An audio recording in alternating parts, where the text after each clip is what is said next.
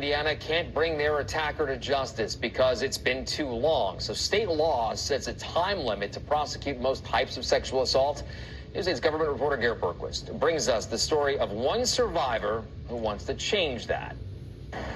If you're sexually assaulted in Indiana, your attacker cannot be prosecuted if it's been more than 5 years unless they used either drugs or a deadly weapon against you. Survivors of sexual assault say that's almost never enough time.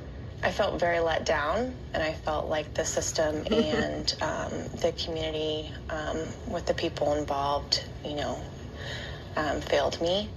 It's still tough for Carissa Seatman to tell her story. She was sexually assaulted more than 20 years ago when she was a senior in high school. View.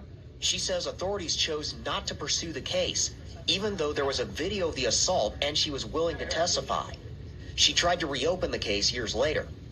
And so my statute had run out, so I can't locate any of the evidence at this point. Seatman wanted to testify against her attackers right away. That's not always the case. It often takes a long time, sometimes years, to come to terms with what's happened to them and to be ready to face the process to hold someone accountable for that. Here in Indiana, there's no time limit to prosecute sexual assaults if they were committed with a deadly weapon or drugs. Otherwise, the time limit is 5 years.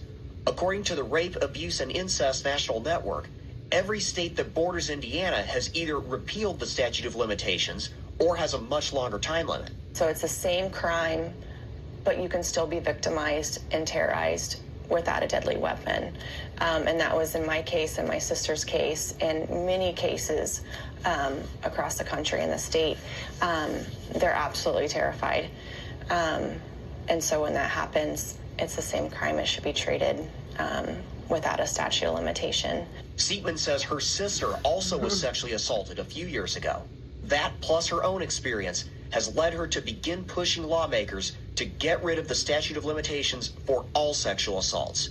She says a petition she's circulating already has more than 4,000 signatures, many from other survivors.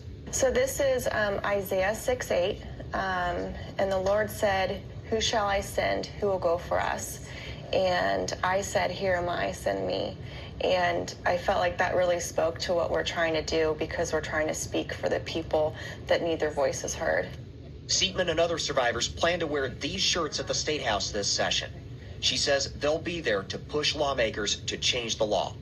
I believe that we will have victory in this, and every young lady and young man will have a voice and be heard, hopefully. This legislation only has a short window. Lawmakers only plan to be in session for about 2 months. White says if the legislation doesn't pass this year, she wants to keep the conversation going and try again in the 2025 session. At the State House, I'm Garrett Bergquist for Wish TV, wishtv.com, and like us on Facebook. Well, let's go back